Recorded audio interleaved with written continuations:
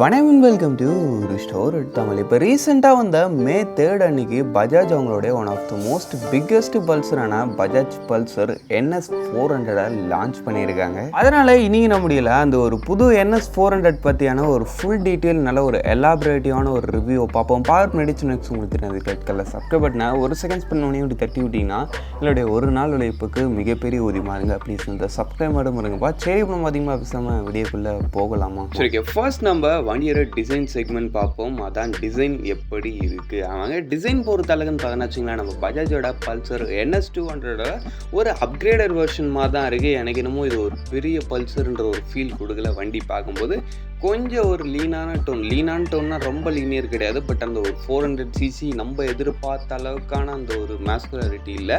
உங்களுக்கு NS 200 டிசைனும் உங்களுக்கு அந்த ஒரு N சீரீஸோட ஒரு டிசைனும் லைட்டாக கலந்த மாதிரி ஒரு டிசைன் டோனோட தான் உங்களுக்கு இந்த பஜாஜ் பல்சர் NS 400 வந்திருக்கு. டிசைன் வைஸ் பொறுத்த அளவுக்கு உங்களுக்கு டேங்க்கு சைட் ப்ரொஃபைல் மோஸ்ட்லி அப்படியே உங்களுக்கு NS 200 மாதிரி இருக்கா. ரியர் ப்ரொஃபைல் அப்படியே சேம் உங்களுக்கு NS 200 மாதிரியே தான் இருக்குது. அதனால் டிசைன் இட்ஸ் ஓகேன்ற மாதிரி ரேஞ்சு தான். நம்ம எதிர்பார்த்த அளவுக்கு ரொம்ப சூப்பராகலாம் இல்லை. அதுக்கடுத்து உங்களுக்கு வண்டியோட ஃப்ரண்ட் ப்ரொஃபைலில் ஒரு டிஃப்ரெண்ட்டான ஒரு டச்சு.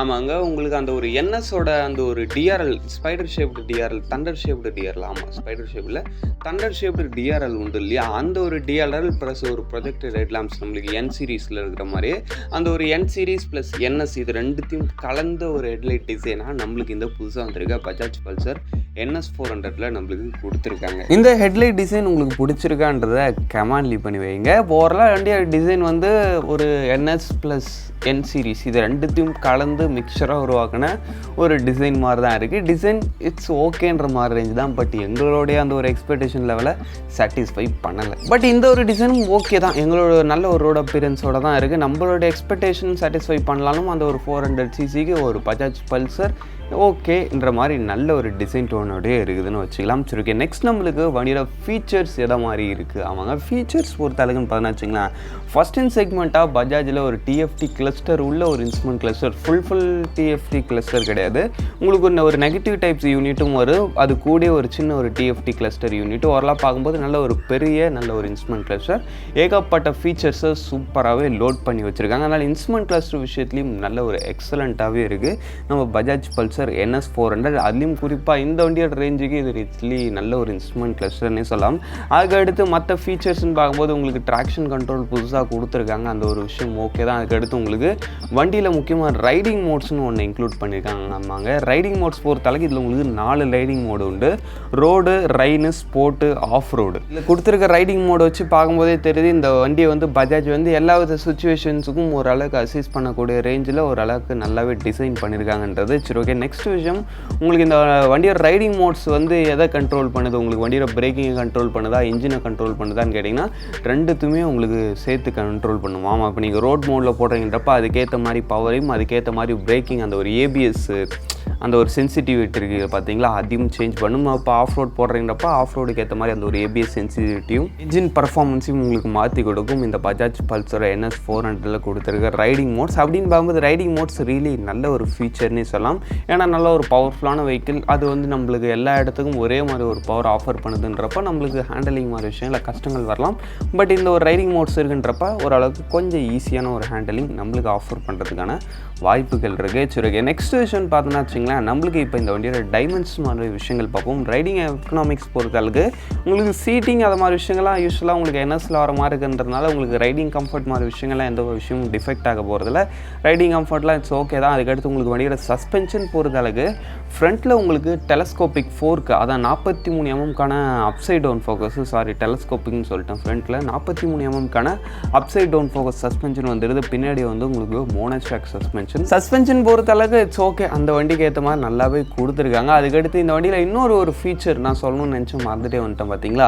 இதில் வந்து உங்களுக்கு அந்த ஒரு break levers and clutch liver இருக்குது பார்த்தீங்களா, அது வந்து உங்களுக்கு 5 ஸ்டெப் அட்ஜஸ்டபிள் ஸ்டாக் ஃபிட்டிங்லேயே கொடுக்குறாங்க. இந்த ஒரு விஷயம் நல்ல ஒரு விஷயம், பரவாயில்ல, நல்லா இன்க்ளூட் பண்ணியிருக்காங்க. நெக்ஸ்ட் விஷயம் பார்த்தோன்னா வச்சுங்களேன், இப்போ நம்ம இந்த வண்டியோட டயர்ஸ் அண்ட் பிரேக்கிங் எப்படி இருக்குன்னு பார்ப்போம். டயர்ஸ் பொறுத்த அளவுக்குன்னு பார்த்தோன்னா வச்சுங்களேன், ஃப்ரண்ட்டில் உங்களுக்கு 110/70 செக்ஷன் டயர்ஸ் கொடுக்குறாங்க. பின்னாடி வந்து 140/70 செக்ஷன் டயர்ஸ். டயர்ஸ் ஒன்றும் பெருசாக சொல்லும்படி இல்லை. சேம் நம்ம NS 200 இருக்க அதே டயர்ஸ் தான். இன்னும் கொஞ்சம் பெருசாக கொடுத்துருந்துருக்கலான்ற ஒரு ஃபீல் இருக்குது.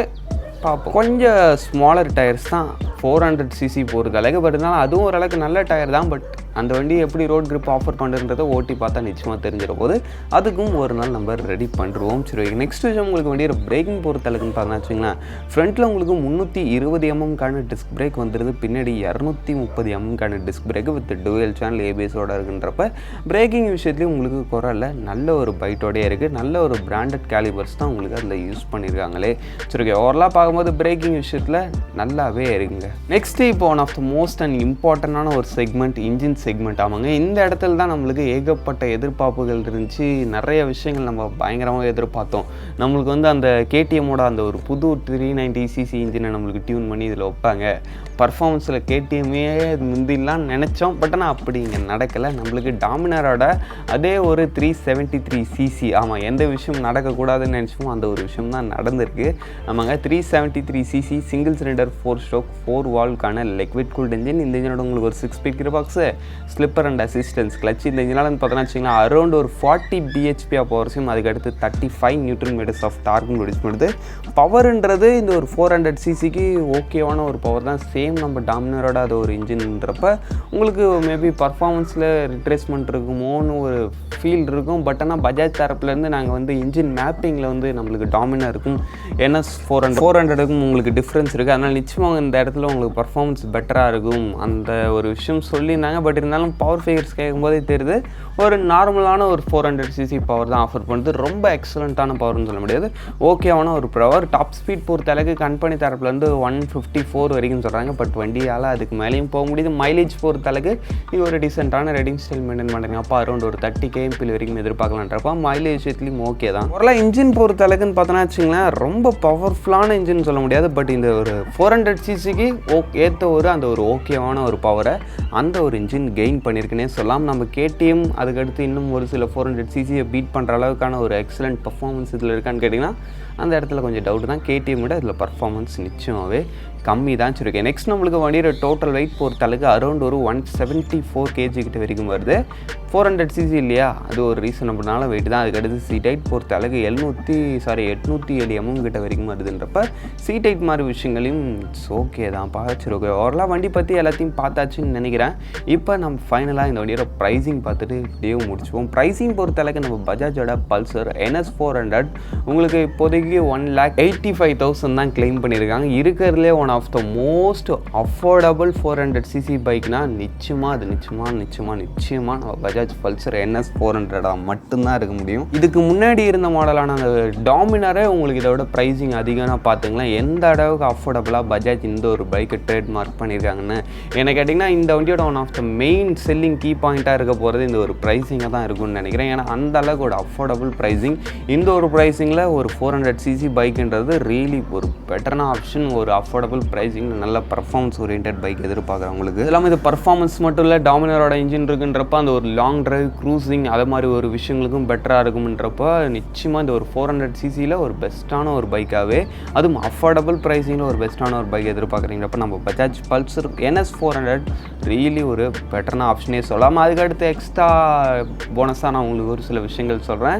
இந்த NS வந்து 400cc வந்திருக்குங்க இல்லையா, இதே மாதிரி RSலையும் உங்களுக்கு 400cc வரப்போகிறதா பஜாஜ் தரப்புலேருந்து ஒரு சில விஷயங்கள் சொல்லியிருக்காங்க. அதுக்கடுத்து இந்த ஒரு NS 400 சீரீஸில் உங்களுக்கு இன்னும் நிறைய மாடல்ஸ் வேரியன்ட்ஸ் வரதுக்கான வாய்ப்பு இருக்குதுன்னு சொல்லியிருக்காங்க. இப்போ இது வந்து NS 400Zன்னு சொல்லியிருக்காங்களா, மேபி NS 400G அதை மாதிரி ஏதாவது ஒரு வார்த்தையை வச்சு சின்ன சின்ன சேஞ்சஸோட வண்டிகளுக்கு வேரியன்ட்ஸ் விடுறதுக்கான வாய்ப்பு இருக்குன்றதையும் சொல்லியிருக்காங்க. சரி, ஓகே, அவ்வளோதான் ஃப்ரெண்ட்ஸ், இந்த வீடியோ நம்ம இங்கே முடிச்சோம். புதுசாக வந்திருக்க இந்த பஜாஜ் பல்சர் NS 400 பற்றி நீங்கள் நினைக்கிறீங்கன்றதை கமெண்ட் பண்ணுவீங்க. இப்போதைக்கு டைம் பிரச்சனை. பாய், see you later.